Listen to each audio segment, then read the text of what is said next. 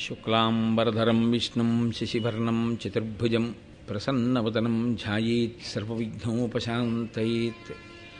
గురుర్బ్రహ్మా గురుర్విష్ణుః గురుర్దేవో మహేశ్వరః గురుః సాక్షాత్ పరబ్రహ్మ తస్మై శ్రీగురవే నమః. వ్యాసాయ విష్ణురూపాయ వ్యాసరూపాయ విష్ణవే నమో వై బ్రహ్మనిధయే వాసిష్ఠాయ నమో నమః. కూజంతం రామ రామేతి మధురం మధురాక్షరం ఆరుహ్య కవితాశాఖాం వందే వాల్మీకికోకిలం. శృతిస్మృతిపురాణానాం ఆలయం కరుణాలయం నమామి భగవత్పాదశంకరం లోకశంకరం. వాగర్ధావివ సంపృక్తౌ వాగర్ధప్రతిపత్తయే జగతః పితరౌ వందే పార్వతీపరమేశ్వరౌ. సూక్తిం సమగ్రయతున స్వయమేవ లక్ష్మీః శ్రీరంగరాజమహిషీమధురైః కటాక్షైః. వైదగ్ధ్యవర్ణగుణగుంభనగౌరవైర్యాం ఖండూలకర్ణకుహరాः కవయోధయంతి. హైమోర్ధ్వపుండ్రమజహన్మకుటం సునాసం మందస్మితం మకరకుండలచారుగండం బింబాధరం బహుళదీర్ఘకృపాకటాక్షం.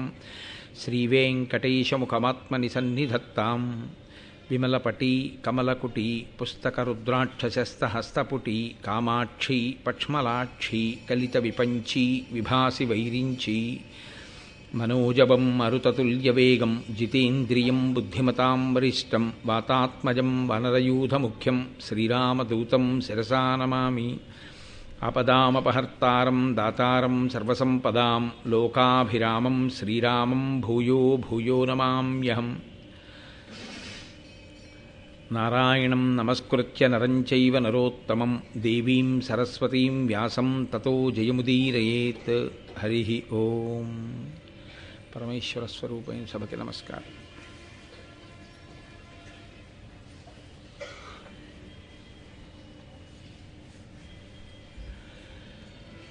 జనమేజయుడు ప్రశ్న చేస్తే వైశంపాయనుడు మహాభారతాన్ని వివరణ చేస్తున్నాడు. ఆ మహాభారతాన్ని వివరణ చేసేటటువంటి క్రమంలో వేదవ్యాస భగవానుని యొక్క ఆవిర్భావం గురించి నిన్నటి రోజు తెలియచేసి ఉన్నాడు. ఆ తరువాత రాక్షసాంశలలో జన్మించినటువంటి వీరులు, అలాగే దేవతల అంశలలో జన్మించినటువంటి వీరులు, వారిద్దరి గురించి చెప్పి కురుక్షేత్ర యుద్ధం ఎందుకు జరిగిందో, మాట వినకపోవడము అనేటటువంటిది ఎంత దూరం పెడుతుందో, ఆ వినకపోవడం అన్నది కూర్చున్నవాడి యొక్క స్థానాన్ని బట్టి వాడితో పాటు ఎంతమందిని తీసుకెళ్ళిపోతుందో మనకి మహాభారతంలో మహానుభావుడు వైశంపాయనుడు సంక్షేపంగా వివరించి ఉన్నాడు. అదే తరువాతి కాలంలో కురుక్షేత్ర యుద్ధంలో స్పష్టంగా అర్థమవుతుంది. మాట వినకపోవడం ఒక దోషం అయితే, మనిషికి సహజంగా అహంకారం ఉండడం ఒక దోషం. ఇది ఎలా ఉంటుందంటే, ఈ అహంకారం అనేటటువంటిది ఉండకూడదు అని చెప్పడం చాలా తేలిక, కానీ సభాముఖంగాను అహంకారాన్ని పరిత్యజించడం అనేటటువంటిది అంత తేలికైన విషయం మాత్రం కాదు, చెప్పినంత తేలిక మాత్రం కాదు. దానికి చాలా చాలా పరిశీలన ఉండాలి. మీరు ప్రయత్నపూర్వకంగా ఏదో కొన్ని చోట్ల జ్ఞాపకం పెట్టుకుని అయ్యయ్యో నేను ఇలా అహంకరించకూడదు, నేను ఇలా అహంకరించకూడదు అని అంటున్నా, మీరు ఒక గొప్ప కార్యానికి కారకులు అనుకోండి. అయ్యా ఎంత గొప్ప పని చేసావయ్యా అన్నారనుకోండి, కార్యం అంతా అయిపోయాక అసలు దాని గురించి ప్రతిస్పందన మనసు పొందకూడదు. అంటే అవును నేనే కదా చేశాను అన్న పొంగు రాకూడదు. ఎవడో విమర్శ చేశాడు, మీరు ఎంత మంచి పని చేయండి, ఎవడో ఒకడు ఏదో ఒక విమర్శ చేస్తుంటాడు. అది కువిమర్శ, సరి అయిన విమర్శ అని మీరు ఆలోచించడం, అది కువిమర్శ అని మీకు అనిపించింది అనుకోండి, దానికి పెద్ద ప్రాధాన్యత ఇవ్వకుండా ఉండడం. అది సహేతుకమైన విమర్శ అనుకోండి, దాన్ని స్వీకరించడం. అంతవరకు ఉంటే మనని మనం దిద్దుకోవడం అవుతుంది. లేకపోతే ప్రతి చిన్న మాటకి కుంగిపోవడం అనేటటువంటి లక్షణం వచ్చింది అనుకోండి, వాడి జీవితం మృత్పిండం అయిపోతుంది. అంటే కింద పడినటువంటి మట్టి ముద్దలా అయిపోతాడు, ఇక పైకి లేవలేడు. ఈ అహంకారము అనేటటువంటిది చాలా విచిత్రంగా ఉంటుంది. ఇది మనిషి పొంది ఉండడానికి ఇదిగో ఇదొకటి కారణము అని మీరు చెప్పడం కుదరదు. అహంకరించడానికి కారణాన్ని కొత్తగా ఎక్కడి నుంచో తెచ్చుకోవలసిన అవసరం ఏమి ఉండదు. ఏదో ఒకటి వెతుక్కుని ఇదిగో దీనికి నేను అహంకరించవచ్చు అనుకుని అహంకరిస్తూ ఉంటాడంతే. ఒకడికి నేను పొడుగ్గా ఉన్నాన్న అహంకారం, ఒకడు పొట్టిగా ఉన్నాన్న అహంకారం. ఒకడికి నల్లగా ఉన్నానని అహంకారం, ఒకడికి తెల్లగా ఉన్నానని అహంకారం, ఒకడికి చదువుకున్నానని అహంకారం, నాకు ఈ చదువు రాలేదని ఒకటి అహంకారం, ఒకడికి డబ్బు ఉందని అహంకారం, ఒకడికి నాకు లేదని అహంకారం. అసలు మనిషి అహంకరించడానికి కొత్తగా కారణం అన్నది వెతుక్కోవలసిన అవసరం ఉండదు. దాంట్లో మనిషి తాదాత్మ్యత పొందవలసినటువంటి స్థితికి వశుడైతే ఏదో కారణాన్ని వెతుక్కుంటాడు. చిత్రం ఏమిటంటే అన్నిటికన్నా ఆశ్చర్యకరంగా ఉంటుంది. తల్లిలో తండ్రో అధికారంలో ఉంటాడు, అందుకని బిడ్డలకు అహంకారం లేదు. భర్త అధికారంలో ఉంటాడు, భార్యకు అహంకారం. భార్య అధికారంలో ఉంటుంది, భర్తకు అహంకారం. తండ్రి గారు చాలా కీర్తి ప్రతిష్టలు వహించిన వాడై ఉంటాడు, అందుకని బిడ్డలకు అహంకారం. భర్త గొప్పవాడని భార్యకు అహంకారం, భార్య చాలా గొప్పది లబ్ధ ప్రతిష్ఠురాలని భర్తకు అహంకారం. పోనీ వీడికి ఏమైనా ఉందా అహంకరించడానికి? నీకు ఇది ఉందా అని అడిగారు అనుకోండి, నీకు ఏ గొప్పతనం ఉందా అహంకరిస్తున్నావు అని అడిగారు అనుకోండి, మా ఆయన గొప్పవాడు అందుకు అహంకరిస్తున్నాను.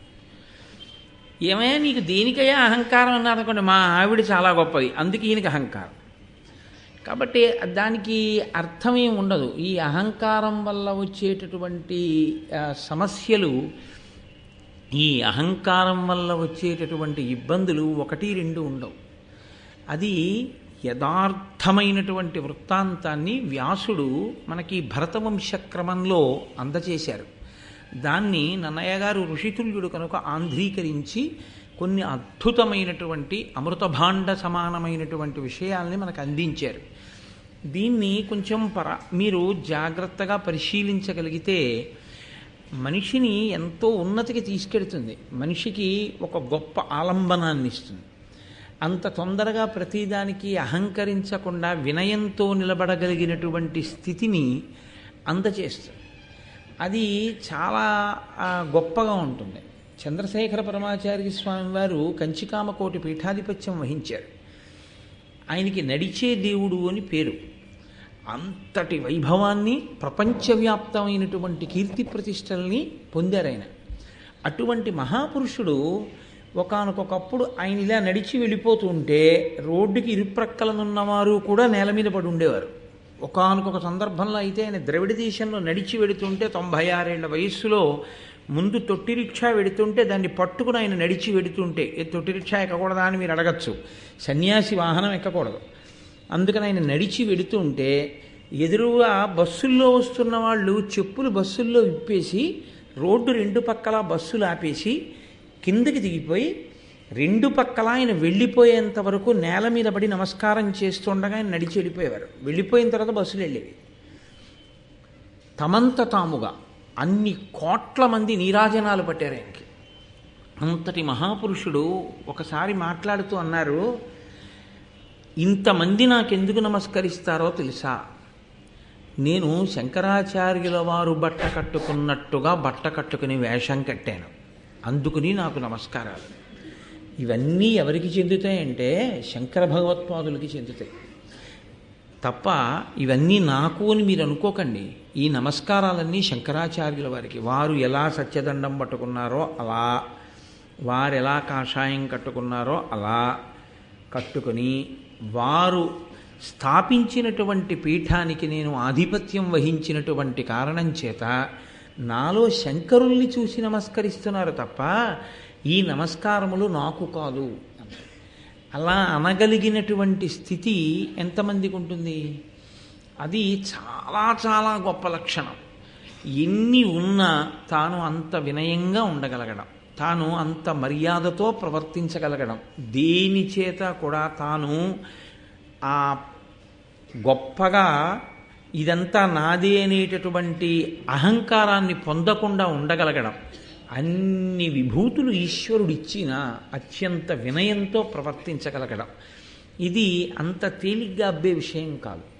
ఇక అహంకారం అంటారా, అది పొంది ఉండడానికి ఏమీ నేర్చుకోక్కర్లేదు, ఏమీ తెలియకపోవడమే అహంకారం పొంది ఉండడానికి ప్రధానమైనటువంటి కారణం.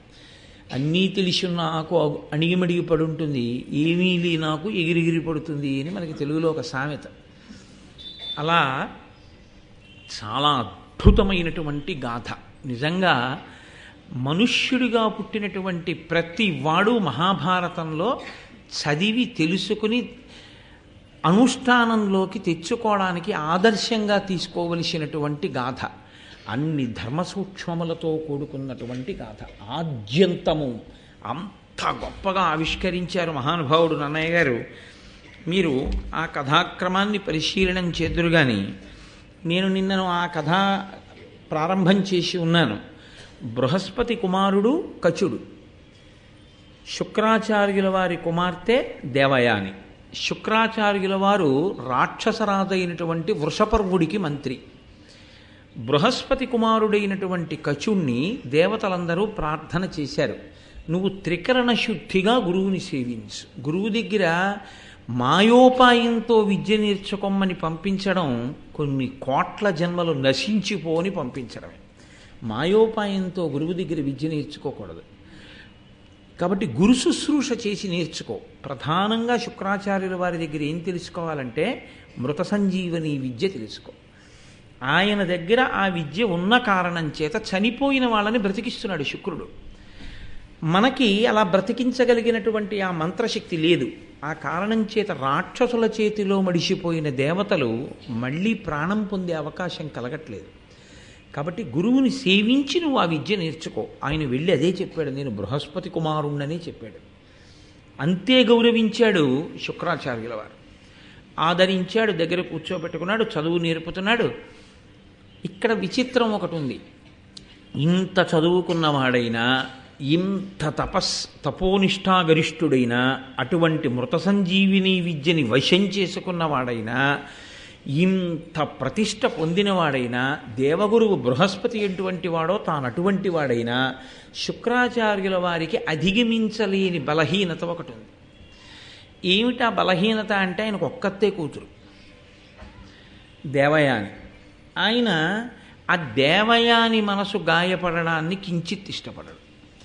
దేవయాని ప్రీతి చెందితే శుక్రాచార్యుల వారు చాలా రెట్లు ప్రీతి చెందుతాడు.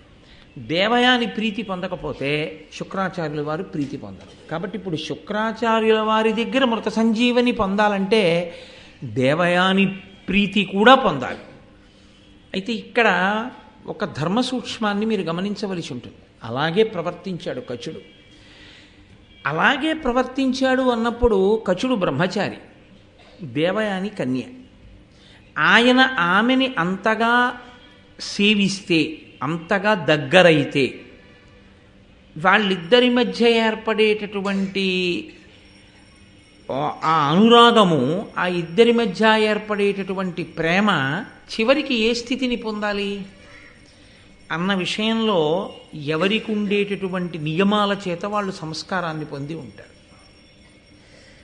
యువతలి వారు అవతల వారిని ఏ కారణం చేత అలా చూస్తున్నారు అన్నదాన్ని బట్టి దగ్గరగా ఉన్న హృదయములు పవిత్రంగా ఉంటాయి. అలా చూడడం చేత కాకుండా చూడడంలో దోషం ఏదైనా ఉంటే ఇవి వేరు పరిణామాలకి దారితీస్తాయి. అదే జరిగింది ఈ కథలో. అది ఎందుకు వచ్చిందో వివరణ చేస్తున్నారు మనకి నన్నయ్య గారు. కచుడు బాగా బృహస్పతిని, బాగా శుక్రాచార్యుల వారిని, దేవయానిని సేవించినటువంటి కారణం చేత చాలా ప్రీతి పొందుతున్నాడు శుక్రాచార్యుల వారు ప్రతిరోజు. ఈయన ప్రీతి ఎక్కువైపోతే ఏదో ఒక రోజున మృత సంజీవిని విద్యని ఉపదేశం చేసేస్తాడు గురువుగారు. గురువుగారిని మీరు ఉపదేశం చెయ్యొద్దు అని అడ్డుపట్టగలిగిన వాడు ఉండడుగా. కాబట్టి ఇచ్చేస్తాడు ఆ విద్యని. కాబట్టి ఇవ్వకుండా చెయ్యాలి అంటే గురువుగారు లేకుండా చేస్తే వీళ్ళకే ప్రయోజనం ఉండదు. మళ్ళీ మృత సంజీవిని విద్య ఉండదు. ఆ విద్య గురువుగారితో ఉంది. కాబట్టి గురువుగారు వాళ్ళకి కావాలి. ఉండకూడని వాడెవరు? దేవతల నుంచి వచ్చినవాడు కచుడు. కాబట్టి ఈ కచుడు లేకుండా చేద్దాం. కచుడు లేకుండా చేయాలంటే ఏం చేయాలి? కచుడిని చంపేయడమే. బ్రహ్మచర్యాశ్రమంలో ఉన్నటువంటి వాడికి కొన్ని విహితములు ఉంటాయి, కొన్ని కర్తవ్యములు ఉంటాయి. ఎప్పుడైనా ఆ గురుపత్ని పిలిచి నాయన భిక్షాన్నం తీసుకురా అందనుకోండి, వెళ్ళి భిక్షాన్నం తీసుకొస్తాడు. గురువుగారు పిలిచి సమిధలు పట్టుకురా అంటే సమిధలు పట్టుకొస్తాడు. వెళ్ళి కాసిన పువ్వులు, పళ్ళు, తేనె పట్టుకురా, వెళ్ళి పట్టుకొస్తాడు. లేదు ఏదో ఈ ధేనువులను, ఆవులను మేపు అంటే ఆవుల్ని తీసుకెళ్ళి మేపుతూ ఉంటాడు. అలాగే కచుడు ఒక రోజున ఆవుల్ని తీసుకుని వెళ్ళాడు. వెళ్ళి ఆ ఆవుల్ని మేపుతున్నాడు. మీరు ఒక విషయాన్ని గమనించవలసి ఉంటుంది. ఈశ్వరుడు అన్నవాడొకడు ఎప్పుడు ఉంటుంటాడు. నిన్ననే మీతో నేను మనవి చేసి ఆ పరదేవత ఉంటుంది. కదలిక అన్నది మీరు ఎప్పుడు చెప్పినా అది పరదేవతానుగ్రహము అని మీరు గుర్తుపెట్టుకోవాలి. కదలికలన్నీ ఆగిపోయినటువంటి స్థితిలో అంతర్ముఖుడై సమాధి యందు శివుడితో రమిస్తూ తాను శివుడుగా నిలబడిపోయిన స్థితిలో శివుడు తప్ప మిగిలిన కదలికలు ఎప్పుడు ఉన్నా అదంతా పరదేవతానుగ్రహమే. ఆ పరదేవతానుగ్రహము లోపించిందో కదలిక ఇంకొకలా మారిపోతుంది. కదలిక ఇంకొకలా మారిన ఉత్తర క్షణంలో పతనం ప్రారంభమైపోతుంది. అమ్మవారి అనుగ్రహం లేదు, ఒక్క కదలిక పాడి చేస్తుంది ఆవిడ. ఏదో ఒక కదలిక తేడా వస్తుంది అంతే. అది జీవితాన్ని కాదు, కడుపున పుట్టిన బిడ్డల్ని కూడా పాడు చేసేస్తుంది. పరదేవత అనుగ్రహం ఉంది. మీ కదలికలో దోషం వస్తుంటే ఆవిడ దిద్దుతుంది. ఆవిడ దిద్దడానికైనా, అందుకే ఆవిడ పంచతన్మాత్ర శాయక. ఆవిడ వీడిలా ఇంద్రియ లౌల్యానికి గురి కాని అని విడిచిపెట్టిన ఒక్కటే కారణం, అవతల వ్యక్తి యొక్క ధర్మనిష్ట, అవతల వ్యక్తి యొక్క భక్తి, ఈ రెండిటినీ ప్రాతిపదికగా తీసుకుంటాడు. ఇప్పుడు ఆయన అదృష్టం చూడండి. ఆయన సమిధలు తీసుకురావడానికి వెళ్ళి ఉంటే దారి తప్పాడనుకుంటారు. ఆయన ఆవుల్ని కాస్తూ వెళ్ళాడు. ఆవులకో లక్షణం ఉంటుంది. తీసుకెళ్ళినటువంటి వాడు ఎక్కడికో వెళ్ళిపోయినా ఆవులు తిరిగి ఇంటికి వచ్చేస్తాయి. వాటికి అదొక లక్షణం ఉంటుంది. నిన్నను శృంగగిరి పీఠాన్ని నిర్వహణ చేసేటటువంటి హరిప్రసాద్ గారు మన దగ్గరికి వచ్చారు. వారి ఇంట్లో ఎప్పుడూ ఆవులు ఉంటాయి. వారి అన్ని వ్యాపార ప్రాంగణముల యందు ఆవులు ఉంటాయి. ఆయన తన ఇంట్లో ఉన్న ఆవుని ఏదో అది కొంచెం చూడుతో ఉంది కదా అని చెప్పి దానికి బాగా రక్షణగా ఉంటుంది అని దగ్గరగా ఒక 50 కిలోమీటర్ల దూరం అవతల ఎక్కడో ఇంకొక ఊళ్ళో తన ఫ్యాక్టరీ ప్రిమిసిస్లోకి పంపించారు ఒక ఆవుని. చాలా జాగ్రత్తగా పంపించి ఆయన రాత్రి పడుకొని నిద్రపోయారు.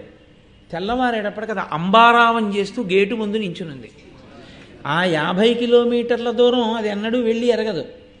ఎన్ని మలుపులో ఉండి ఇంకొక ఊరు అది వచ్చేసింది అంతే. ఎలా వచ్చేసింది రాత్రికి రాత్రి అంటే ఆవులకి ఆ లక్షణం ఉంటుంది. అవి యజమాని దగ్గరికి వచ్చేస్తాయి. అవి అంత కష్టపడి వచ్చేస్తాయి. కాబట్టి కచుడు రాకపోవచ్చు, కానీ ఆవులు వస్తాయి ఇంటికి. కాబట్టి ఆ రోజున ధేనువుల్ని కాస్తూ అతను వెళ్ళడమే అతని అదృష్టం.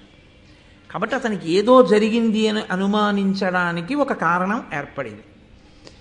దేవయానిని కూడా తృప్తిపరిస్తే తప్ప, దేవయాని కూడా సంతోషిస్తే తప్ప సంతోషించని మనసు కచుడికి ఉండడం, శుక్రుడికి ఉండడం కచుడికి అదృష్టమైంది. ఎందుకని? శుక్రుడు పట్టించుకోలేదు, కానీ దేవయాని పట్టించుకోలేదు. వీడు ఇంకా ఇంటికి ఎందుకు రాలేదని అడిగింది. అలా అడిగేవాళ్ళు లేరనుకోండి, ఆయన ఏమైపోను, కుక్కలు బీకేసిన పులులు తినేసిన అయినా బతికించగలడు శుక్రాచార్యుల వారు. కాబట్టి ఇప్పుడు ఆ రాక్షసులు ఏం చేశారంటే ఆయన్ని తీసుకెళ్ళి ఓ చెట్టు కట్టేసి ఆయన్ని నరికి చంపేశారు. ఇప్పుడు ఆ కచుడు మరణించాడు. సాయంకాలం వరకు ఆవులు ఆ చుట్టుపక్కల మేత మేసాయి.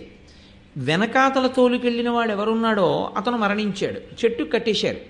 కాబట్టి ఇప్పుడు ఆ శవాన్ని పీక్కు తినడం కూడా చాలా తేలిక క్రూర మృగాలకి. ఆవులు తిరిగి వచ్చాయి. శుక్రాచార్యుల వారు పట్టించుకోలేదు. ఆయన సాయంకాలం తను చేయవలసిన హోమం ఏముందో అగ్నికార్యం అది చేసుకున్నాడు. చేసుకుని ఆయన ప్రశాంతంగా కూర్చున్నాడు. దేవయాని వచ్చింది. వచ్చి శుక్రాచార్యుల వారిని ప్రశ్న వేసింది. ఇది అద్భుతమైనటువంటి రచనా విధానం. ఇందులో ఎక్కడా కూడా ఇంకొక రకమైన మాట నన్నయ్య గారు తిన్నగా వాడరు. అంటే మీరు అర్థం చేసుకుని ఉంటారు నన్ను. కానీ ఆమె హృదయము ఆయన యందు అనురక్తమయ్యున్నది అన్న విషయం మాత్రం ఆవిడ మాట్లాడుతున్న తీరు బట్టి స్పష్టం అవుతుంది. కాబట్టి ఆవిడంది శుక్రాచార్యుల వారి దగ్గరికి వెళ్ళి, వాడిమయాఖముల్ కలుగువాడ పరాంబుది గ్రుంకే ధేనువుల్ నేడిట వచ్చే ఏకతమ ఇష్టమయిన్ భవదగ్నిహోత్రముల్ పోడిగ వేల్వగాబడియే ప్రొద్దును పోయే కచుండు నేనియున్ రాడు వనంబులోన మృగరాక్షస పన్నగ బాధనొందెనో. ఇది మనసులో ఎంతో ప్రేమ ఉన్నటువంటి వాళ్ళు తప్ప మాట్లాడనటువంటి మాటలు. కచుడు అన్నవాడు వాడు తిరుగుతుండాలి, వాడు కనపట్టలేదు ఏంటండి ఇవాళ అని వెళ్ళిపోవడం వేరు. ఈవిడి ఇవాళ మాట్లాడుతున్న తీరు వేరు. దేవయాని అంటే దేవయాని ఆయన ఎందు కచుని ఎందు అనురాగమును పెంచుకుంటోంది అనడానికి ఈ పద్యం సాక్ష్యం. ఆవిడంది వాడిమయూఖముల్ కలుగుబాడ పరాంబుది గృంకే, చాలా తీవ్రమై వేడి కలిగినటువంటి కిరణములు కలిగినటువంటి సూర్యభగవానుడు పశ్చిమ సముద్రంలో మునక వేశాడు. అంటే సూర్యాస్తమయం అయిపోయింది. ధేనువుల్ నేటిట వచ్చే నేకతమ, వెళ్ళినటువంటి ఆవులు ఒక్క ఆవులే తిరిగి వచ్చాయి. ఆవుల్ని తోలుకుని వెళ్ళినవాడు తిరిగి రాలేదు. నిష్టమైన్ భవదగ్నిహోత్రముల్ పోడిగ వెల్వగాబడియే, నీ అగ్నిహోత్రం ఉందే దానికి చక్కగా నువ్వు హోమకార్యం మాత్రం పూర్తి చేసేశావు, హవిస్సులు ఇచ్చేసావు, ఆ అగ్నిలో వ్రేల్చవలసినవి వ్రేల్చావు, దానికి చెయ్యవలసిన పూజ పూర్తి చేసేశావు. అంటే అందులో ఒక చిన్న దెప్పి పొడుపు ఉంది, నువ్వు పట్టించుకోలేదు కచుడు రాలేదన్న విషయాన్ని నాన్న. కాబట్టి నువ్వు సాయంకాలం చెయ్యవలసిన పని చేసేసావు, అగ్నికార్యం అయిపోయింది. కచుండు నేనియున్ రాడు, కచుడు మాత్రం తిరిగి రాలేదు. అంటే ఆవిడికి ఎంత ఆందోళన ఉందో చూడండి ఆయన రాకపోవడం మీద. కచుండు నేనియున్ రాడు వనంబులోన మృగరాక్షస పన్నగ బాధనొందెనో, వనంలో అరణ్యంలో మృగముల వలన కానీ రాక్షసుల వలన కానీ పాముల వలన కానీ ఏమైనా బాధ పొందాడో ఏమో. కాబట్టి నాన్నగారు కచుడు రాలేదు, నాకు చాలా ఆందోళనగా ఉంది అందాడు. అంటే వెంటనే దేవయాని ఏదైనా ఒక మాట అంటే దానికి చాలా ప్రాధాన్యత ఇస్తాడు శుక్రాచార్యుల వారు. ఆయనకున్న తన కూతురు మీద ఆయనకున్నటువంటి అభిమానము అవధి లేనిది, అంత ప్రేమ కలిగినటువంటి వాడు. అది తండ్రితనానికి దోషమా అంటే దోషమని చెప్పలేం, కానీ అంతటి మహాతపస్వికి అంత హద్దులేని ప్రేమ ఉండడం ఆశ్చర్యకరం. కాబట్టి ఇప్పుడు ఆ శుక్రాచార్యుల వారు ఒక్కసారి దివ్య దృష్టితో, నేను మీతో మనవి చేశాను, ఈ నేత్రం మనకు ఒక లక్షణం ఉంటుంది, ఇది కొంత దూరం మాత్రమే చూస్తుంది, మాంసనేత్రం. అంతకన్నా దూరం చూడగలిగినవి కొన్ని ఉంటాయి, వాటిని తపస్సంపత్తి చేత పొందినటువంటి దృష్టి అంటారు. అప్పుడు ఈ కన్ను మూసేస్తారు, ఆంతరనేత్రాన్ని తెరిచి చూస్తారు. చూసినప్పుడు వాళ్ళు ఇలానే చూస్తే ఎలా చూస్తానో అలా వాళ్ళు చూడగలరు, ఆ శక్తి ఉంటుంది. అలా ఉంటాయా అండి? నీకు లేదని ఎవడికో లేదని నువ్వు అనకూడదు. నువ్వు చేయలేదుగా అలా తపస్సు, నువ్వు అలా చేసి ఉంటే నీకు వచ్చి ఉండేది.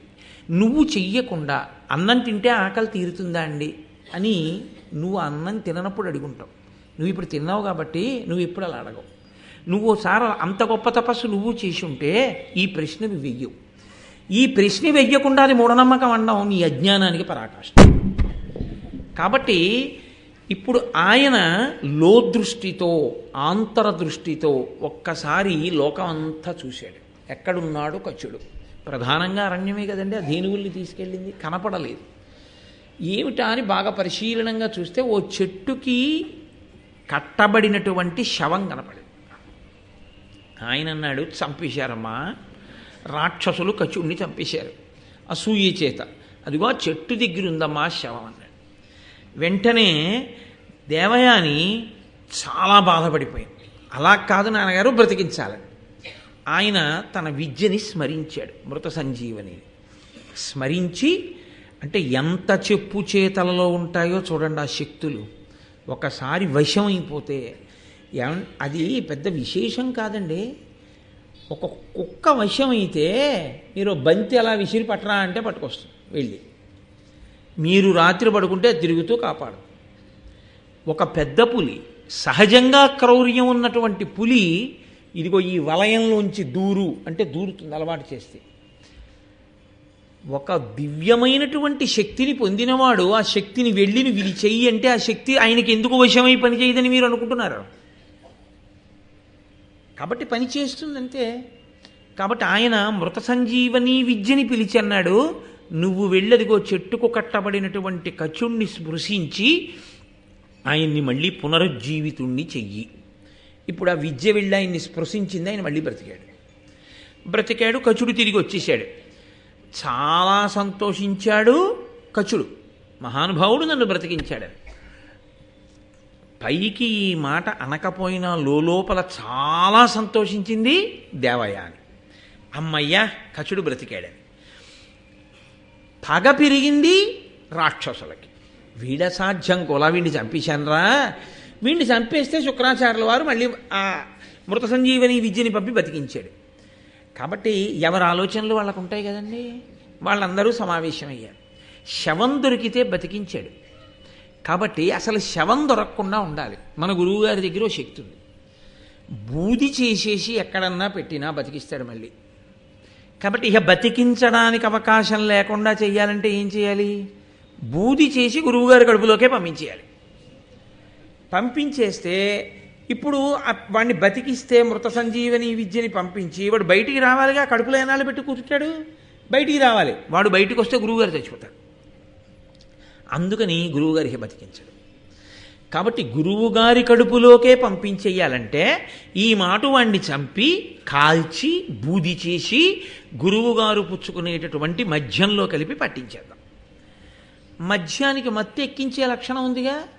అందులో ఏమిటి అంత బూది వస్తోంది ఏమిటి, అది అలా ఉంది ఏమిటి ఆలోచించడు. మొదటి గుటకలోనే మత్తు ప్రారంభమై తాగేస్తారు అని వాళ్ళు ఏం చేశారంటే కచుణ్ణి కాల్చి ఆ శవాన్ని బూది చేసి ఆ బూది తీసుకెళ్ళి శుక్రాచార్యుల వారు తాగేటటువంటి మద్యంలో కలిపి ఆయనకి ఇచ్చారు. ఇస్తే ఆయన పుచ్చేసుకున్నారు. అంటే దీన్ని బట్టి ఒక విషయం స్పష్టము అని తెలుస్తోంది. అప్పటి వరకు బ్రాహ్మణులు కూడా మద్యం సేవించేటటువంటి అలవాటు ఉందన్నమాట. కాబట్టి ఇప్పుడు అడవికి పువ్వులు తేరగబడి నరిగిన కచుని చంపి వారక ధనుజుల్ పడవుసెడ కాల్చి సురతో పడయకయ బూది శుక్రు త్రావించి రొగిన్. పువ్వులు తేవడానికి అరణ్యానికి వెళ్ళినటువంటి కచుణ్ణి చంపేసి కాల్చేసి బూది చేసి సురలో కలిపి శుక్రాచార్యుల వారితో తాగించేశారు. తాగించేస్తే మళ్ళీ చీకటి పడిపోయింది. మళ్ళీ రాలేదు. మళ్ళీ రాకపోతే పట్టించుకునేవాడు ఎవరు? దేవయాని ఒక్కతే. అలా అస్తమానం అతని గురించి ఆలోచించి అతను వచ్చాడో లేదో అంటే అర్థం ఏమిటి? పగలంతా ఆవిడ రాత్రి ఈయన ఎప్పుడు వస్తాడని ఎదురు చూస్తుంటుందని గుర్తు. అంటే దాని అర్థం ఒక కన్యకి అటువంటి లక్షణం ఏర్పడింది అంటే అది ఖచ్చితంగా అనురాగ సంబంధమై ఉన్నది. కాబట్టి ఇప్పుడు ఆవిడ సాయంకాలం అయింది, అడిగితే ఆయన అన్నాడు చాలా తేలిగ్గా, అమ్మ ఏముంది పెద్ద విచిత్రం, రాక్షసులు మళ్ళీ చంపేసి ఉంటారు అని మళ్ళీ బతికించమంటుందేమో గొడవని చెప్పి ఆయన అన్నాడు ఉత్తమ గతులు పొందుతాడులేమ్మా, ఆయన బ్రహ్మచర్యం ఆయన విధి ఆయన పాటించాడుగా, చంపిన వాళ్ళు పాడవుతారేమో కానీ ఆయనకేం ఉత్తమ గతులకి వెళ్ళిపోయి ఉంటాడులే, వెళ్ళు అన్నాడు. ఆవిడంది నేను అన్నం ముట్టనేమనుకుంటున్నావు, అన్నం కూడా తిన్నావు కచుడు లేకపోతే అంటే ఇంకా వేరే చెప్పాలా? ఈ రోజుల్లో వాడేటటువంటి భాష ఏది ఉందో అది కచుడికి దేవయానికి మధ్య దేవయాని వైపు నుంచి అంకురారోపణం జరుగుతోంది అన్న విషయాన్ని నేను చెప్పాలేమిటి కొత్తగా? సిద్ధాస్తులమే కాబట్టి మనం దాన్ని తెలుసుకోగలం.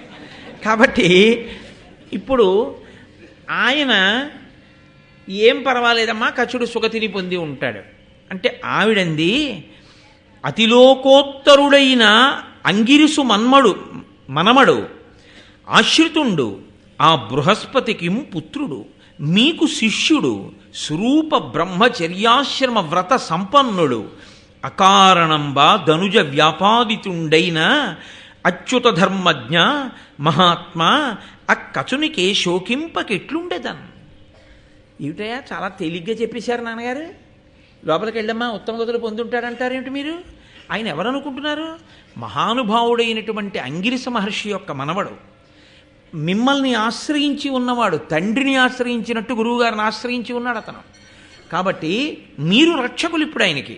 పైగా దేవగురువు అయినటువంటి బృహస్పతి కుమారుడు, ఏమి సామాన్యుడు కాడు, మీకు శిష్యుడు. నాన్నగారండి మీకు శిష్యుడైన స్వరూపమైనటువంటి బ్రహ్మచర్యాశ్రమము యొక్క వ్రతమునందు సంపన్నమైన స్థితిని పొందినవాడు, అంత బాగా బ్రహ్మచర్యాశ్రమాన్ని అనుష్ఠిస్తున్నవాడు. అటువంటి వాణ్ణి కారణం లేకుండా ఈ రాక్షసులు ఆయన మీద క్రోధాన్ని పెట్టుకుని ఆయన్ని చంపేశారు. అటువంటి కచుడి గురించి శోకించద్దంటారేంటి?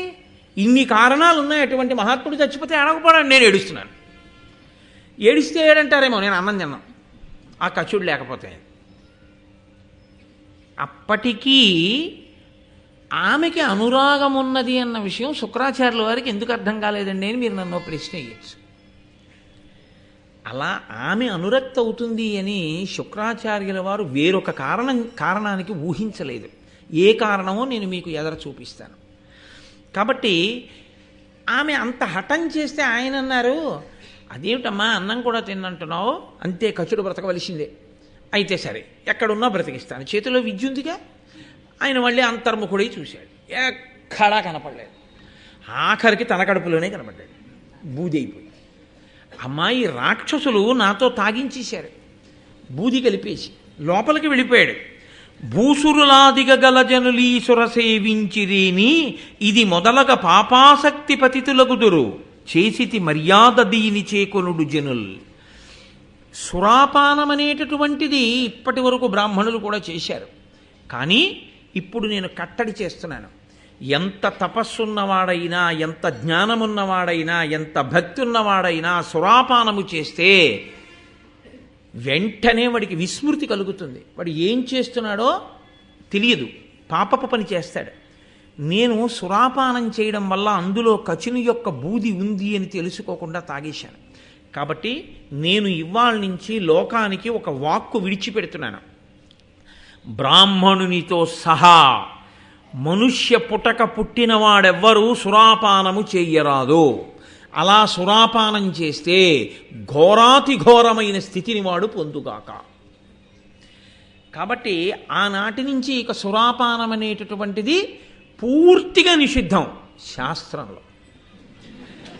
కాబట్టి శాస్త్రమునందు అనురక్తి ఉన్నవాడైతే ఆ ఒక్క మాట చాలు, దాని జోలికి వెళ్ళకూడదు. కాబట్టి ఇప్పుడు ఈ లోపలే ఉన్నటువంటి వాడిని బ్రతికించాలి కూతురు కోసం. కాబట్టి ఆయన మళ్ళీ ఆ మంత్రం చదివాడు, లోపల ఆ కచుడు ఊపిరి పోసుకుని మళ్ళీ సహజ స్థితిని పొందాడు. గురువుగారు మీరు నన్ను దయతో బతికించారు, కానీ నేను బయటికి రావడం ఎలా? నువ్వు బయటికి వస్తే నేను చచ్చిపోతాను. కాబట్టి శుక్రాచార్యుల వారు అన్నారు, నువ్వు ఆ కడుపులో ఉండగానే నేను నీకు మృత సంజీవని విద్యని ఉపదేశం చేసేస్తాను. నువ్వు మృత సంజీవని విద్యని పొంది నువ్వు బయటికి రా, నేను మరణిస్తాను. నువ్వు మృత సంజీవని విద్యతో నన్ను బ్రతికించు. ఇక్కడ మీరు ఒక్క విషయాన్ని గమనించండి. కచుని మనస్సులో అన్యమైన ఆలోచన ఏదైనా ఉంటే మృత సంజీవని విద్య ఉపదేశం పుచ్చేసుకుని గురువుగారి కడుపులోంచి బయటకు వచ్చి తన దారిన తాను వెళ్ళిపోతే కచుడికి తప్ప మృత సంజీవని విద్య తెలుసున్నవాడు రాక్షసులకి లేడి. 2, అమ్మా నేను చనిపోయిన తరువాత వీడు పైకొచ్చి నాకు మళ్ళీ మృత సంజీవని విద్యతో బతికిస్తాడో బతికించడో అనుమానం. అందుకని నేను ఎలా ఉపదేశం చేస్తానమ్మా అని శుక్రాచార్యుల వారు అడగచ్చు. శిష్యుడి మీద నమ్మకం అంటే గురువుగారికి ఉండే నమ్మకం అటువంటిది. ఆ మాట కనీసం మనసులో సంకల్పంగా కూడా శుక్రాచార్యుల వారికి రాలేదు. త్రికరణ శుద్ధి కలిగినటువంటి శిష్యుడంటే గురువుగారిని అలా మోసం చేద్దామన్న ఆలోచన శిష్యుడికి రాలేదు. కాబట్టి ఇప్పుడు గురువులో కానీ శిష్యుల్లో కానీ దోషం ఏమైనా ఉందా?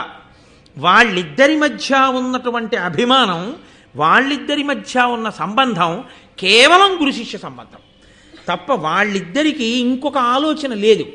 ఇంకొక ఆలోచన లేదు కాబట్టే ఎప్పుడూ శుక్రాచార్యులు వారు ఏమనుకునేవాడంటే, ఈ కచుడు నాకు శిష్యుడు కనుక అతను నాకు కొడుకుతో సమానం. నాకు కొడుకుతో సమానం కనుక దేవయాని నాకు కూతురు, దేవయాని నాకు కూతురు కనుక వాళ్ళిద్దరూ అన్నా చెల్లెళ్ళు అవుతారు. ఒక చెల్లెలుగా అన్నగారి కోసం బెంగబెట్టుకుంటోందనుకున్నాడు తప్ప ఆమె ధర్మాన్ని తప్పి అనురక్త అవుతోందని శుక్రాచార్యులు వారు ఊహించలేకపోయాడు. అందుకని ఆయనకి అందలేదు ఆ విషయం. ఆయన లోపలంత ధర్మం పట్టుకున్నాడు. కచుడు దేవయాని తన యందు అనురక్త అవుతోంది అని ఆయన తెలుసుకోలేకపోయాడు. ఎందుకని అంటే ఈయన్ని నేను ఎంత సేవిస్తున్నానో ఆమెనంత సేవిస్తున్నాను.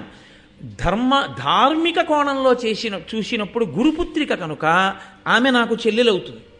కాబట్టి ఒక అన్నగారి మీద ఎంత ప్రేమ పెంచుకుంటుందో నా మీద అంత ప్రేమ పెంచుకుంది.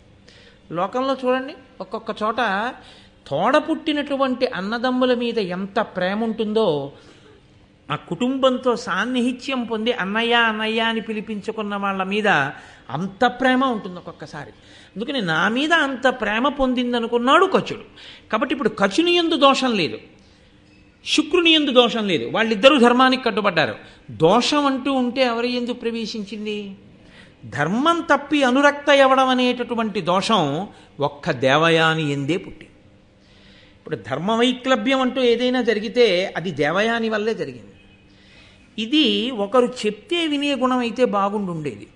దేవయాని పాత్రలో యథార్థముగా తనంత తానుగా అహంకరించడానికి దేవయానికి అంత గొప్ప లక్షణాలు ఏం లేవు. అంత గొప్పగా చెప్పేసినట్టుగా నన్నయ్య గారు ఏం చెప్పలేదు ఎక్కడ.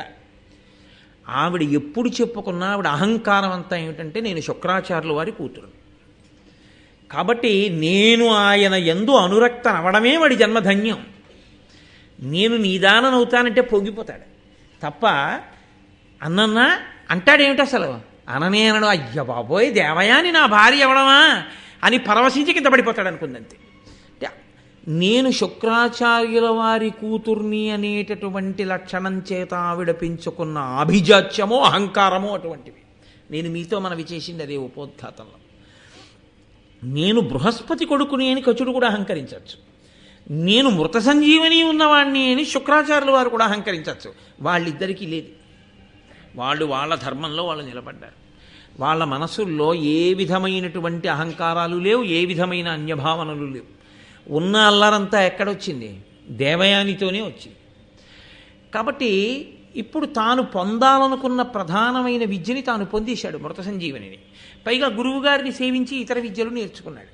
కాబట్టి గురువుగారి దగ్గర సెలవు తీసుకుని అయ్యా నేను వెళ్ళొస్తాను, ఇంకా నేను దేవలోకానికి వెళ్ళి మా తండ్రి గారిని దేవతల్ని సేవిస్తాను. చిత్రం ఏమిటంటే శుక్రాచార్యుల వారు నీకు ఇచ్చిన విద్యతో దేవతల్ని బతికించవద్దు, ఇప్పటి వరకు రాక్షసులే బతికుంటున్నారు, దీంతో దేవతలను బ్రతికించవద్దు అని అనగలడు. విద్యనిచ్చిన గురువు దీనిని నువ్వు ఇలా ఉపయోగించవద్దు అని అనలేదు. అంటే ఆయన ఔదార్యం అటువంటిది. ఇది శుక్రాచార్యుల వారి యొక్క గొప్పతనం. నిష్కర్షగా ఆయన మహానుభావుడు. ఆయన ఏ ఇతర కారణం చేత ఆ విద్యని ప్రయోగించవద్దు అన్న మాటే అనలేదు. అసలు ఆయన ఆ విద్య గురించి ఆలోచించలేదు. అంత ఉదారుడై ఇచ్చేశాడంతే.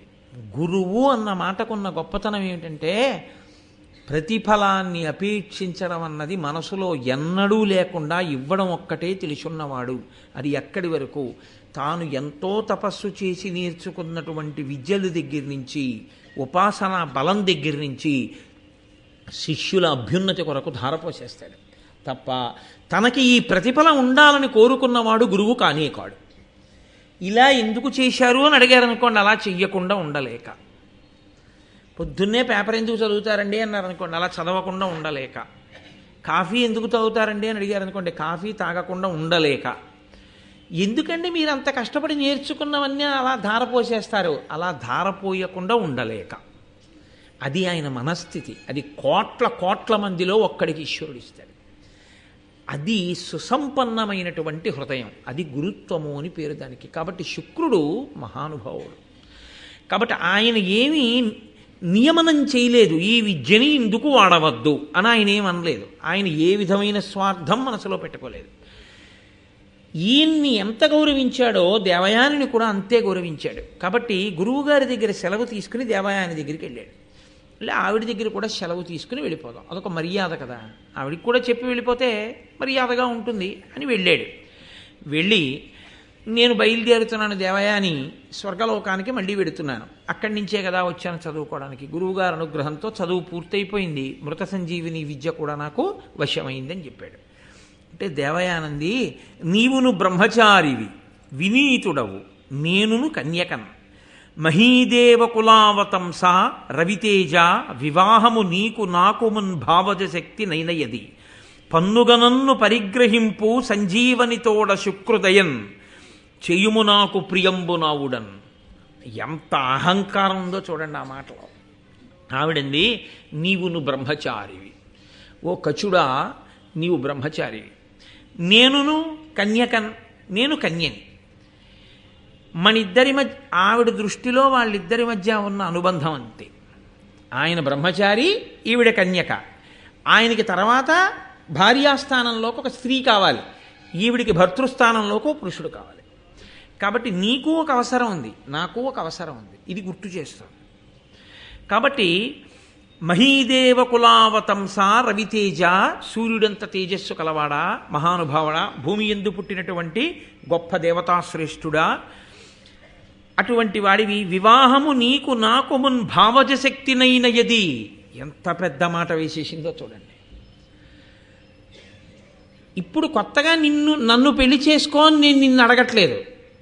ఎంత అహంకారం! నీకు నాకు పెళ్ళి ఎప్పుడూ అయిపోయింది. ఎప్పుడైపోయింది అంటే భావజశక్తి, అది మనోజ అని కదా, మన్మధుడికి ఉన్న పేర్లలో మనోజుడు, మనస్సు నుండి పుట్టినవాడు అని ఒక పేరు. కాబట్టి నీకు నాకు పెళ్ళి మన్మధుని యొక్క ప్రకోపం చేత ఎప్పుడో అయిపోయింది. అంటే నేను నిన్ను అలా చూశాను, నువ్వు నన్ను అలా చూశావని నిర్ధారించేస్తాను. ఆయన అలా చూశాడో లేదో ఆవిడకి అనవసరం. ఈవిడ చూసింది, ఆయన అలా చూశాడు అనుకుంటాడు. అనుకోవడం కాదు, అదే సత్యం అంటుంది అంతే. కాబట్టి నీకు నాకు పెళ్ళి అయిపోయింది, మన్మధుడు చేసేశాడు మన ఇద్దరు పెళ్ళి అయింది. భావజశక్తినైనయది పన్నుగ నన్ను పరిగ్రహింపు సంజీవనితోడ శుక్రుదయం. శుక్రాచార్యుల వారి యొక్క దయతో రెండు పుచ్చుకో. ఒకటి వృత సంజీవని, రెండు నీ అదృష్టం, నన్ను కూడా పుచ్చుకో. తప్ప అంతటి మహానుభావుడు తనకి భార్య అవ్వాలన్న వినయం ఏమీ లేదు ఆవిడికి. నేనా ఆయనకి భార్యనవడం ఆయన అదృష్టం అనుకుంటాను. కాబట్టి శుక్రుని అనుగ్రహంతో మృత సంజీవనితో పాటు నన్ను కూడా పొందు. ఎందుకు దేవయానికి అహంకారం? నేను మీతో మళ్ళీ మళ్ళీ మనవి చేస్తున్నాను. అహంకరించడానికి ఏదో కారణం ఉందని అన్నయ్య గారు ఏం చెప్పలేదు. ఆవిడ మాత్రం చెప్తూ ఉంటుంది ఎప్పుడు. ఏమనో తెలుసా అండి, మృత సంజీవని తెలుసున్న శుక్రాచార్యుల వారికి నేను కూతురునంటూ ఉంటుంది. తప్ప శుక్రాచార్యుల వారికి ఎంత వినయం ఉందో, ఆయనకి ఎంత తపస్సు ఉందో, అంత భక్తి ఉందో, ఎంత ధర్మం ఉందో, అందులో తనకెంత ఉందో ఎప్పుడూ పరిశీలించుకోలేదు. మహాత్ములతో ఉన్నటువంటి భౌతికమైన సంబంధాన్ని అహంకరించడానికి వాడుకోవడం పతనహేతువే తప్ప ఉన్నతికి హేతువు కాదు. కాబట్టి ఇప్పుడు ఆవిడంది, పన్నుగనన్ను పరిగ్రహింపు సంజీవనితోడ శుక్రుతయం చేయుము నాకు ప్రియంబు నావుడన్.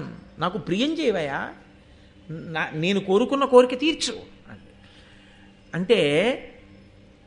ఆయన అన్నాడు కచుడు, భావజశక్తి అయినది అని నువ్వు అంటున్నావు, నాకు అసలు అటువంటి మన్మథ వికారం లేదు. మన్మథ వికారము లేకపోవడానికి కారణమేమి? ఆమె కన్య కాదా, ఈయన బ్రహ్మచారి కాడా? కన్యా బ్రహ్మచారే. కానీ ఇక్కడ మీరు ఒక పెద్ద ధర్మ సూక్ష్మాన్ని జాగ్రత్తగా పరిశీలనం చేయవలసి ఉంటుంది. మనసుకి మన్మథ ప్రచోదనం అనేటటువంటి లక్షణము ఉంటుంది, అది సహజం. కానీ దానికి విరుగుడు కూడా ఉంది లోకంలో. అమ్మా అని మీరు పిలిచారనుకోండి, అమ్మా అని పిలిచినప్పుడు మీ కన్నుల ఎదుట ఉన్నటువంటి స్త్రీలో మీకు కామాక్షి కనపడింది అనుకోండి. కంచిలో దేవాలయంలో కూర్చున్న నా తల్లి ఉందే, ఆమెయే ఇదిగో ఈ రూపంతో నా ఎదురుగుండా ఉంది అని నేను భావన చేసి అమ్మా అని మాట్లాడాను అనుకోండి.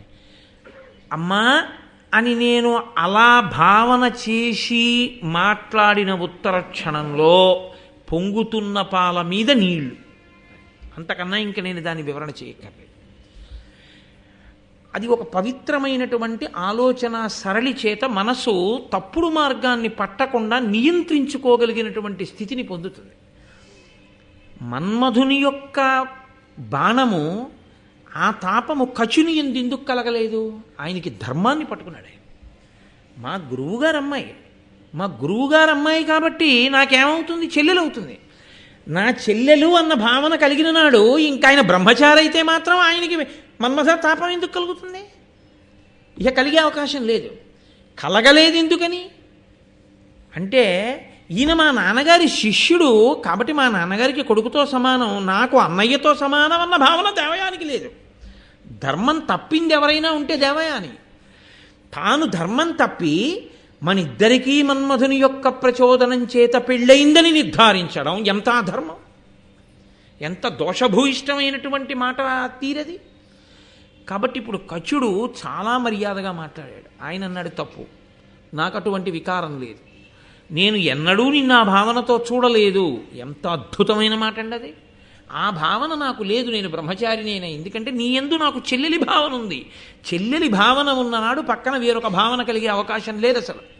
కాబట్టి అలా చెల్లెలి భావన నేను కృతకంగా సృష్టించుకున్నది కాదు, ఆ అనుబంధం ఉంది గురుపుత్రికగా నీకు నాకు. కాబట్టి గురులకు శిష్యులు పుత్రులు. గురువుగారి శిష్యుడు అంటే సంప్రదాయంలో మంత్రోపదేశాన్ని పొందడమో, విద్యని గురువుగారి దగ్గర కూర్చుని నేర్చుకుని సంజీవని మంత్రోపదేశం పొందాడు అంటే ఉపదేశం పొందాడు కాబట్టి సంప్రదాయ శిష్యుడు. సంప్రదాయమునందు శిష్యుడయ్యాడు అంటే ఉత్తర క్షణంలో వారికి వీరికి మధ్య ఉన్న సంబంధం తండ్రి కొడుకుల సంబంధం అవుతుంది ఉపదేశం పొందితే. కాబట్టి ఇప్పుడు గురులకు శిష్యులు పుత్రులు. గురువుగారు శిష్యుల్ని పుత్రులుగానే భావన చేస్తాడు, బిడ్డలుగానే భావన చేస్తాడు తప్ప గురువుకి అంతకన్నా ఇంకొక భావ వికారం ఎన్నడూ ఉండదు. ఆడవారైనా మగవారైనా తన బిడ్డలుగానే భావన చేస్తాడు. కాబట్టి నేను నీ తండ్రికి పుత్రుడు లాంటి వాడిని. పైగా నేను ఉపదేశం పొందాను, మృత సంజీవని విద్యని పొందాను ఆయన దగ్గర. పరమార్థమలోక ధర్మ పదం ఇది. ధర్మంలో ఇదే మార్గం అంతే. గురువుగారు తండ్రి, నేను కొడుకు. దీనిన్ పరికింపక ఈ పలుకులు తరుణి గురుపుత్రి నీకు తగునే పలుకన్. ఓ తరుణి, ఓ గురుపుత్రి, నేనాయనకి శిష్యుణ్ణి కొడుకునైతే నువ్వేమవుతావో నాకు నేను చెప్పక్కర్లేదు. నేనాయన కొడుకుని అని ఊహించుకున్న రోజునే నిన్ను నేను ఏ కోణంతో చూశానో నీకు అర్థమై ఉంటుంది. కాబట్టి అలా అనకూడదు, తప్పు.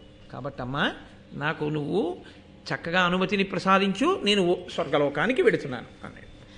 ఆవిడికి ఎక్కడలేని కోపం వచ్చి నా మనసుని గాయపరచి వెడుతున్నావు కనుక అసలు ఏ మృత సంజీవని కొరకు నువ్వు ఇక్కడికొచ్చి ఇంత కష్టపడి మా నాన్న శుశ్రూష నాకు సేవలు చేసి దాన్ని పొందావో అది నీకు ఫలించకుండుగాక అని చెప్పించి. ఆయన అన్నాడు, నాకు ఫలించకపోతే ఫలించకపోవచ్చు. ఇచ్చిన తండ్రి గారు అనలేదండి ఈ మాట, ఆయన ఉదారుడు. ఈవిడంది అంటే ఆయన అన్నాడు, నాకు ఫలించదు. కానీ అసలు ఇది నేను పొందుదామని కాదుగా నేను వచ్చింది, దేవతలు నన్ను అడిగితే వచ్చాను. కాబట్టి ఇప్పుడు నేను ఈ విద్య పట్టుకెళ్ళి దేవతలకు ఉపదేశం చేస్తాను, వాళ్ళకి ఫలిస్తుందిగా. విద్యకి ప్రయోజనం అంటూ ఉందా లేదా? విద్యకి ఉన్న ప్రయోజనాన్ని ఏ కారణానికి ఎవడూ ఆపలేడు. నీ ఇంట ఒక్క మంచి పుస్తకం అంటూ ఉంటే నువ్వు చదవకపోవచ్చు, ఏదో ఒకనాడు నీ కొడుకో నీ కోడలో నీ మనవడో నీ కూతురో నీ అల్లుడో చదువుతారు. అలా చదివినటువంటి చదువు ఉత్తినే పోతుందని అనుకోవడానికి వీల్లేదు. ఒక మంచి పుస్తకం చదవడం వల్ల దానిలోంచి పొందినటువంటి జ్ఞానము జీవితంలో ఎప్పుడో అప్పుడు అక్కరకి వచ్చి తీరుతుంది, అది మిమ్మల్ని కాపాడి తీరుతుంది. కాబట్టి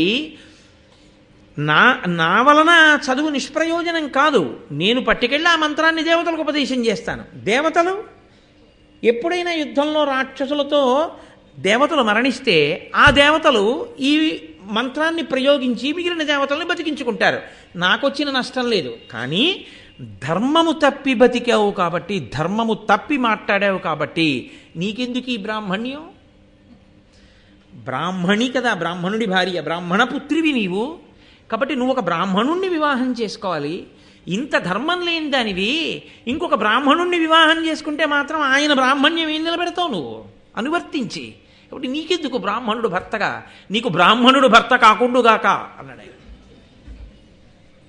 లోతైన అవగాహన కచునిదే, అసలు నిజమైన శాపం అదే.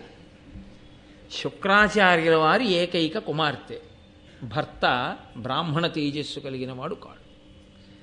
కాబట్టి ఆమెకి బ్రాహ్మణుడు వినా ఇంకొకడు దొరకాలి. ఇందులో నేను లోతుపాతులు స్పృశించను, కానీ ఎందుకనంటే ఎలాగో వస్తాయి అక్కడ చెప్పవలసి ఉంటుంది. బ్రాహ్మణ కన్యని బ్రాహ్మణుడు చేసుకోకుండా ఇతరులు చేసుకుంటే అప్పుడు ఏమైంది? తనకన్నా పైన ఉన్నటువంటి స్త్రీని తీసుకోవడం అయింది. దానివల్ల సంతానపరమైనటువంటి దోషములు వచ్చేటటువంటి అవకాశం ఉంటుంది. మీరు ఎదర ఆ విలోమ సంబంధం గురించి వాటి గురించి కూడా ధర్మశాస్త్రం మాట్లాడుతుంది, భారతం. అప్పుడు మీరు దాని గురించి పూర్తిగా పరిశీలనం చేసే అవకాశం ఉంటుంది. కాబట్టి ఇప్పుడు ఇది పెద్ద శాపం. బ్రాహ్మణ స్త్రీ అయ్యుండి ఆమెకి బ్రాహ్మణుడు భర్త కాడు. కాబట్టి ఆవిడ జీవితంలో ఆవిడ ఎన్నడూ ఒక బ్రాహ్మణపుత్రుణ్ణి కనలేదు. శుక్రాచార్యుల వారికి ఉన్నది ఒక్కతే కూతురు. దౌహిత్రుడు బ్రాహ్మణుడు కాకుండా పోతాడు. ఎక్కడి వరకు కట్టి కుడిపింది. ఇప్పుడు ఆవిడ అక్కర్లేనటువంటి చొరవ. అంటే భారతం తగినంత పరిణతి లేకుండా ఈ దేశంలో పుట్టినటువంటి ఆడపిల్లలు అతి చొరవ చూపి అనురక్తలు కావడాన్ని ఎంత ప్రమాదకరమైన విషయమో హెచ్చరిక చేసి చూపించింది.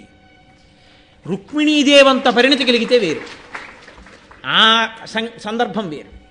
అలా కాకుండా అడుగు తడబడితే ఉత్తరోత్తర తనతో పోదు, తనని కన్నవారితో సహా ఎన్ని ఇబ్బందులు వస్తాయో చూపిస్తోంది భారతం. కాబట్టి ఇప్పుడు ఆయన వెళ్ళిపోయాడు. ఆయనకి ప్రత్యేకంగా ఒక నష్టం వచ్చినట్లు మీకు భారతం వల్ల ఏమీ అనిపించదు. ఎందుకంటే కచుడు వెళ్ళిపోయాడు, హాయిగా ఉపదేశం పట్టుకెడతాడు, ఇంకోళ్ళకి ఇచ్చేస్తాడు. వాళ్ళ వల్ల ఆ మృత సంజీవని ప్రయోజనాన్ని దేవతలు పొందేస్తారు. పాడైపోయింది ఎవరైనా ఉంటే దేవయాని. అయితే ఒకటి, జీవితంలో అహంకారం దెబ్బతింటే అహంకారం పెరుగుతుంది. దానికి ఆ లక్షణం ఉంటుంది.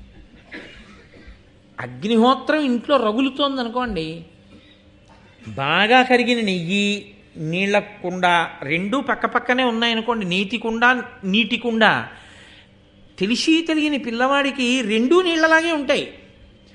ఏమి నాన్నగారు ఇది కూడా ద్రవమే కదా, ఇది తీసుకెళ్ళి పోసేస్తానని చెప్పి పట్టుకెళ్ళి నెయ్యి పోసేసాడు అనుకోండి, అగ్నిహోత్రంలో ఆరుతుందా? ఇంకా ప్రజ్వరిల్లుతుంది. నీటి కుండతో పట్టుకెళ్ళి నీళ్లు పోసారనుకోండి, నిధనమైపోతుంది. అలా అహంకారాన్ని దెబ్బతిందనుకోండి, అవతల వాళ్ళు అహంకారంతోనే నిలబడ్డ వాళ్ళు అనుకోండి, దానివల్ల పట్టుదలలు పెరిగిపోతాయి, విపరీత పరిణామాలు వస్తాయి తప్ప వాళ్ళు వాళ్ళని మాత్రం సంస్కరించుకోరు. ఎందుకంటే తిన్న దెబ్బ వల్ల మార్పు తెచ్చుకోగలిగితే వేరుగా ఉంటుంది. దాస్యం చేసిన వినత మంచి మార్గంలోకి వచ్చినట్టు. అరే ఈశ్వరుడు ఇంత దెబ్బ కొట్టాడు, మనం ఇప్పటి నుంచైనా జాగ్రత్తగా ఉందాం అనుకుని ఉంటే ఏమో ఈ కథ ఎలా ఉండుండేదో. ఇది కథ ఏం కాదు, యథార్థంగా జరిగిన సందర్భం. కాబట్టి ఇప్పుడు ఆవిడ కొంతకాలం అయిపోయింది. వృషపర్వుని యొక్క కుమార్తె, అంటే వృషపర్వుడు అంటే శుక్రాచార్యుల వారు ఎవరి దగ్గర మంత్రిగా ఉన్నారో ఆ రాక్షసరాజు వృషపర్వుడు. ఆ వృషపర్వుని యొక్క కుమార్తె శర్మిష్ఠ. ఆ శర్మిష్ఠతో కలిసి దేవయాని ఇంకా ఒక 1000 మంది కన్యకామణులతో కలిసి అందరూ కలిసి ఏదో వనంలో ఆడుకుని జలక్రీడలు ఆడదామని వెళ్ళారు. ఏదో వనంలో కాసేపు ఆడుకున్నారు. ఆడుకున్న తర్వాత డస్సిపోయారు. డస్సిపోయిన తర్వాత అందరూ కలిసి జలక్రీడలు ఆడుతున్నారు. ఆ జలక్రీడలు ఆడేటప్పుడు వాళ్ళు విడిచిపెట్టినటువంటి బట్టలన్నీ ఒడ్డున పెట్టుకుని అందులోకి వెళ్ళి స్నానం చేస్తున్నారు. ఎక్కడి నుంచి వచ్చిందో గాలి వచ్చింది. ఎక్కడి నుంచి వచ్చిందో గాలి వచ్చిందంటే ఏమిటో తెలుసా అండి? మీరు ఒక్కటే గుర్తుపెట్టుకోవాలి, కదలిక కాదు గాలి. నేను మీతో మనవి చేయలే కదలికలన్నీ పరదేవతమని. మార్పు తెచ్చుకోని దేవయానికి చాలా పెద్ద దెబ్బే పడబోతోంది. అసలు ఆ గాలి రావడమే కథ తిప్పేసింది మొత్తం. అసలు మొత్తం ఈ కథలో పెద్ద మలుపు ఎక్కడా అంటే ఆ గాలే. ఆ పెద్ద గాలి రావడంలో ఒడ్డున పెట్టిన బట్టలన్నీ కలిసిపోయి, ఈ స్నానం చేసి పైకి వచ్చినటువంటి వాళ్ళు గబగబా తీసి ఆ బట్టలన్నీ ఏదో అందరూ ఒక 7 పిల్లలు ఆ బట్టలు కట్టేసుకుంటే దేవయానికి సంబంధించిన బట్టల్ని ఏదో ఆ మాట్లాడుకుంటూ కట్టుకోవడంలో పొరపాటున శర్మిష్ఠ కట్టేసుకుంది. కాబట్టి ఎవరి బట్టలు మిగిలిపోతాయి? అక్కడ శర్మిష్ఠ బట్టలు మిగిలిపోతే దేవయానంది నా బట్టలు నువ్వు కట్టుకున్నావు, విడిచి ఇచ్చేసేవాడు. ఆవిడంది ఇప్పుడు వచ్చిన నష్టం ఏమిటి? ఇలా చాలామంది బట్టలు మారిపోయాయి. ఒకళ్ళ బట్టలు ఒకళ్ళు కట్టుకున్నాం కదా, నా బట్టలు నువ్వు కట్టేసుకో, వెళ్ళిపోదాం. ఏదో స్నేహధర్మంగా అలా బట్ట కట్టేసుకుని వెళ్ళిపోయి ఉండుంటే కథ ఇంకోలా ఉండుండేది. కానీ ఆవిడంది నీ బట్ట నేను కట్టుకోవడం ఏమిటి? మా నాన్న మహాతపస్వి శుక్రాచార్యుల వారు, ఇదే చెప్తుంది ఎప్పుడు చెప్పినా. ఇది అహంకారానికి కారణం. మా నాన్నగారు మహాతపస్వి, నీకేముంది? నీకేమైనా ఉందా? మరి నీకెందుకు అహంకారం? నువ్వేమైనా మారుతున్నావా? ఆయనతో కలిసి కూతురుగా ఉన్నావుగా, మరి ఏం నేర్చుకుంటున్నావు నాన్నగారి దగ్గర? అంటే మౌఢ్యంతో కూడిన హృదయాలు అలా ఉంటాయి. కాబట్టి ఇదిగో మా నాన్న మోచేతి నీళ్లు తాగి మీ రాజు బతుకుతున్నాడు. ఈయన బ్రతికిస్తే చచ్చిపోయిన రాక్షసులందరూ బతుకుతున్నారు. బతికారు కాబట్టి మీ నాన్నకి రాజ్యం నిలబడింది. నేనంత గొప్ప పుట్టక పుట్టిందండి. ఎంత అహంకారం ఎక్కడిదెక్కడికి వెళ్ళిందో చూడండి. ఇంత గొప్ప పుటక పుట్టిన నాకు నీకు పోలిక, నీ బట్ట నేను కట్టుకోనా, నా బట్టలు నాకి, నీ బట్టలు నువ్వు కట్టుకో, నేను కట్టుకోను అలా నీ బట్టలు అంటే పిల్లలు కదండి.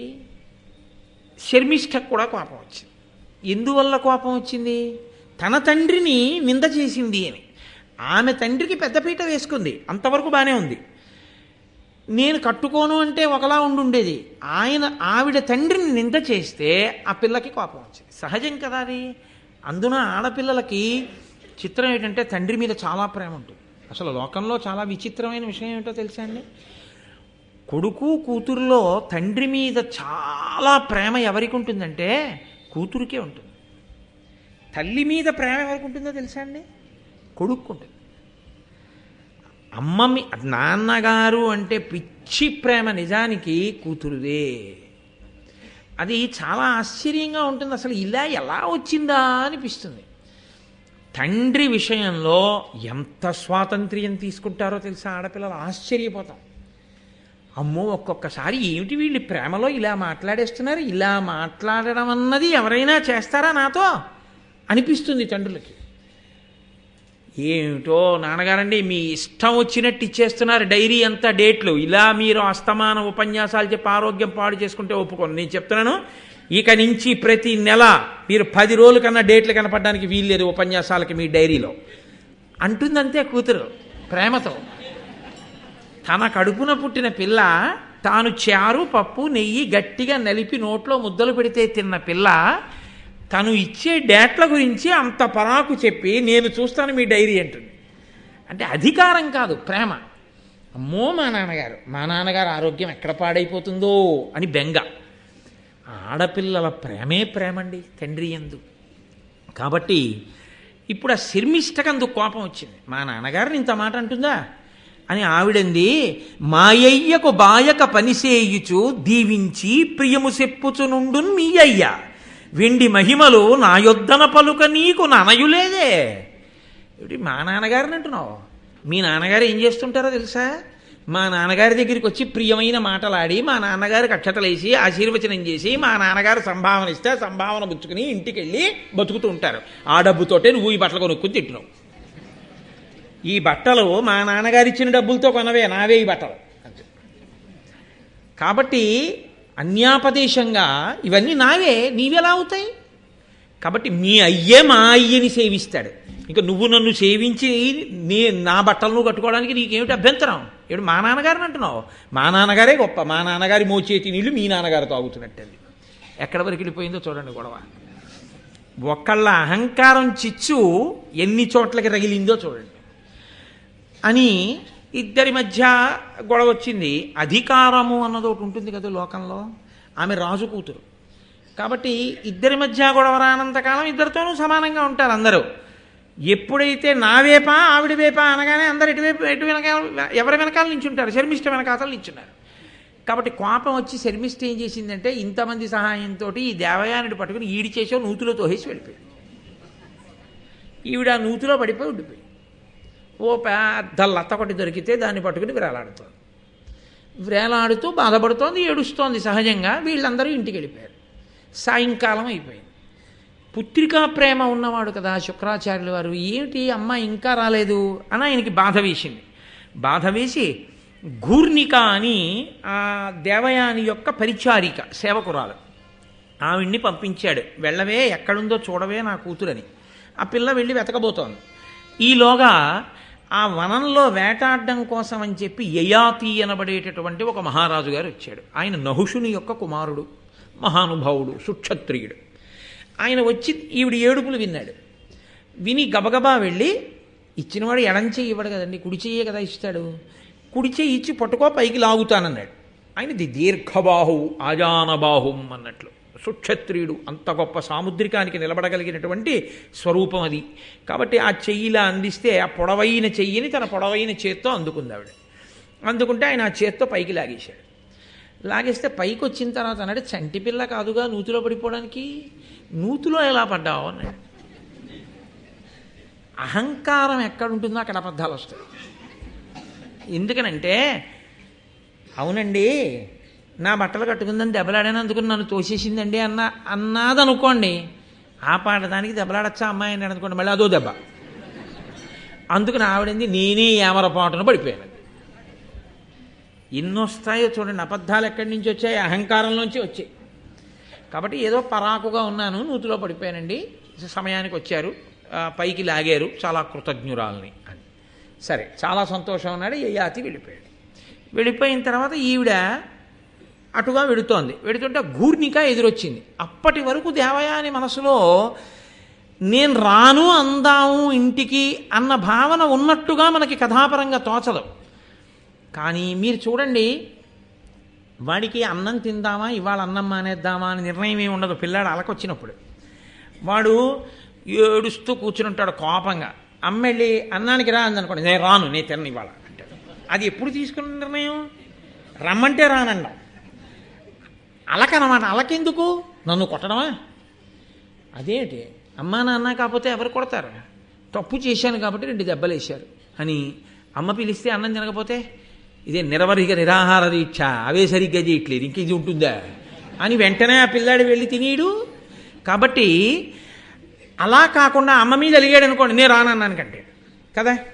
కాబట్టి అప్పటికప్పుడు వచ్చిన ప్రతిపాదనకు అప్పటికప్పుడు అలకతో మాట్లాడినట్టు, అహంకారంతో తెలిసి తెలియనితనంతో మాట్లాడినట్టు. ఈ తెలిసి తెలియనితనం ఒకటి పక్కన వచ్చి చేరడం ఇంకా పెద్ద ప్రమాదం. అహంకారం, దానికి తోడు తెలిసి తెలియనితనం రెండు వచ్చి చేరాయి దేవయాని దగ్గర. ఇప్పుడు ఆవిడంది నేను రానింటికి. మరి ఇంటికి రాకపోతే ఏం చేస్తావు? ఇలా అడవిలో ఉంటాను. ఎందుకు అలా అడవిలో ఉండడం? అది వృషపర్వుడి రాజ్యం. వృషపర్వుడి కూతురు నన్ను అవమానించింది, నేను రాను, నేను కోపంగా ఉన్నాను, అడవిలోనే ఉంటాను. ఏపులో వస్తే వెతుకుపోని, నేను మాత్రం రాను. అయితే ఈ మాటే చెప్పనా మీ నాన్నగారికి? అందులో పరిచారికి ఇంకొక 4 మాటలు అందనుకోండి, ఊరుకుంటుందా? ఇంత అహంకారం ఉన్నది. ఈవిడ ఉద్ధరి చూసావిడ వెనక్కి వెళ్ళిపోయి శుక్రాచార్యుల వారు, ఇది మీ అమ్మాయి రాదుట, అడవిలోనే ఉంటుందిట, చాలా కోపంగా ఉంది, శర్మిష్ఠ నూతిలో తోసేసిందిట, నేను రానంటున్నాను. శర్మిష్ఠ సంగతి తర్వాత, ముందు పిల్లని పాపం బతిమాలు తెచ్చుకుందామని మహానుభావుడు గబగబా అడవికి వెళ్ళాడు శుక్రాచార్యుల వారు. వెళుతూనే నీతి మొదలెట్టాడు. ఎందుకంటే కారణం తెలిసిపోయిందిగా, కోపం వచ్చింది పిల్లకని. అందుకని అమ్మ కోపం ఉండకూడదమ్మా, తప్పమ్మా అన్నాడు అనుకోండి, మళ్ళీ కోపం వస్తుంది అహంకారంతో. అహంకారం లేకపోతే కోపం తగ్గిపోతుంది, కానీ అహంకారం ఉన్న చోట కోపం పోదండోయ్, చాలా కష్టం. అది ఇంకా రగులుతుంది అది. కాబట్టి ఆయన అన్నాడు వెళ్ళి, అనుపమ నియమాన్వితులై అనూన దక్షిణల క్రతు సహస్రంబులు చేసిన వారి కంటే అక్రోధనుడు కరం బధికుడండ్రు తత్వజ్ఞ విధుల్. అమ్మా, తత్వ విధిజ్ఞుల్, తత్వం తెలుసున్న వాళ్ళు ఏం చెప్తారో తెలుసా? ఎన్నో యాగాలు చేసి, వేల యాగములు చేసి, ఎన్నో దక్షిణలు ఇచ్చిన వాళ్ళకన్నా, దానాలు చేసిన వాళ్ళకన్నా కోపాన్ని నిగ్రహించుకున్న వాళ్ళు గొప్పవాళ్ళు అని తత్వవిధులు చెప్తున్నారమ్మా మహానుభావులు. కాబట్టి కోపం ఉండకూడదు. కాబట్టి నా మాట విను. అలిగిన అలుగక ఎగ్గులు పలికిన మరి వినని ఎట్ల ప్రతివచనంబుల్ పలుకక బన్నము వడియడ తలుపక యున్నతడె చూవే ధర్మజ్ఞుడిలన్. అమ్మ, ధర్మజ్ఞుడు అన్న మాట ఎవరికి అన్వయం అవుతుందో తెలుసా లోకంలో?